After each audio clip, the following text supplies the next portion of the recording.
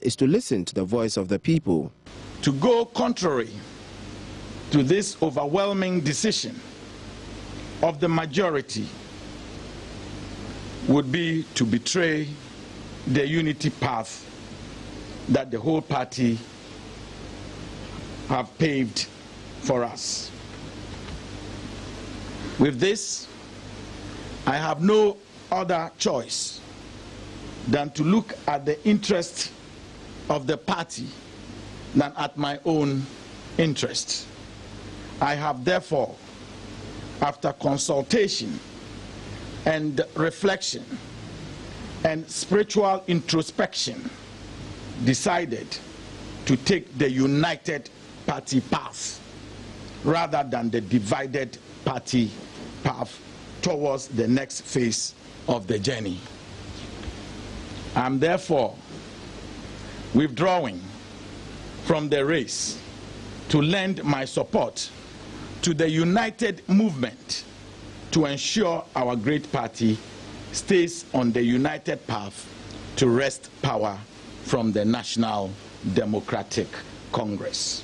After the news conference, Osei Ameyaw called on Nana Addo at his residence and pledged his commitment to ensure victory for Nana Addo in the coming elections. I am here to congratulate Nana Addo Dankwa Akufo-Addo and also to endorse him and ask my supporters to support his cause, because I believe that given what happened on the 31st of August and what is happening now, he is the only one that has been able to put the people together. I can only say that it's an important step in the campaign.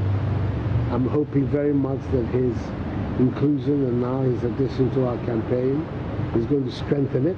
It's not about us, it's about our country. We have a government that is not performing, that is not addressing the issues confronting our people. Our educational system is in a mess. Our health system is in a mess. Widespread unemployment in the country.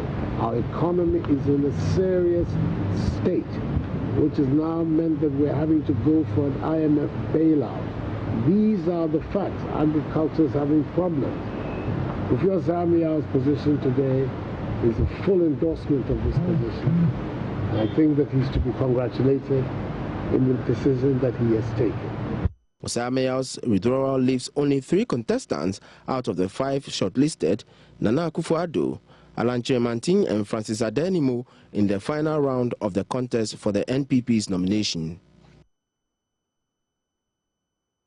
Now, later in an interaction with Stephen Enti on today's big story, Osei Ameyaw said his decision was more because he wanted to follow the path of unity necessary for the NPP to win the 2016 elections. However, Pollster Ephson, who joined the conversation by phone, said stepping aside was a good first step by Osei Ameyaw, but a lot more is required to unite the NPP ahead of 2016.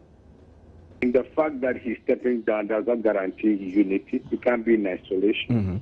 Maybe those who like him voted for him and intend to vote for him. I mean, for example, guidelines that were issued for the aspirants race before even 31st October. No elected executive, regional, national constituency should openly declare for any of the aspirants. Okay. People have come out declaring for a particular candidate. The national executive, they are pretending he's not here. Have they issued any caution to those people? 2, the names which were drawn at the national headquarters. The personalities involved are known, and he is a lawyer of many years' experience. This is a criminal act. You cannot say that it's fearsome. People who have been intimidated have not even been cautioned. So while his gesture is in conclusion, his contribution to the unity in the party, I think that things have boiled to such an extent. Even yesterday, Cabinet Japan taking on the Constitutional Committee, Mr. Ikwe Otu and Professor Michael Kwe. These are things, you see, there are many factions, my brother, in other parties.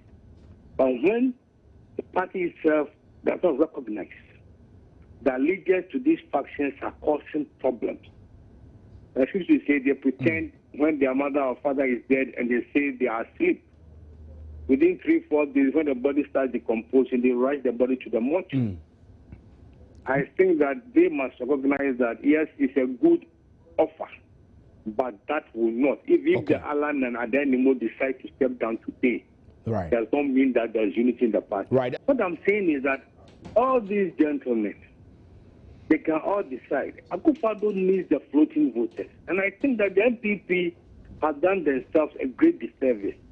They've not looked at the numbers, for example, and they've not been able to find out why in 2008, like as Kennedy said, NPP is adept at snatching defeat from the jaws of victory. News